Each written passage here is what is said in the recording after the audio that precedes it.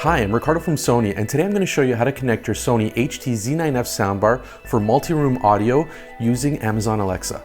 With the HT-Z9F soundbar, you can use voice commands on Amazon Alexa enabled devices to start the playback, stop the music, go to the previous or next track, and set the volume control. Here's how to perform the initial setup to use the Amazon Alexa function. First, install the Music Center app on your smartphone. Next, connect the smartphone and the soundbar to the same Wi-Fi network. On your smartphone, open the Music Center app, perform the initial setup, and follow the on-screen instructions. Here's how to use multi-room music with Alexa. On your smartphone, launch the Alexa app. Create a multi-room music speaker group in the device settings and register the soundbar.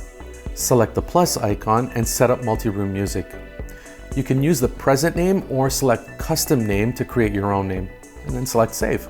A multi-room music group named Everywhere is automatically created when you have more than one device. To edit this group, select devices like I just showed you, scroll down to speaker groups and select Everywhere. So that's how it's done. I hope this has helped you achieve multi-room audio on your HT-Z9F using Amazon Alexa. If you'd like more information, please visit Sony.com.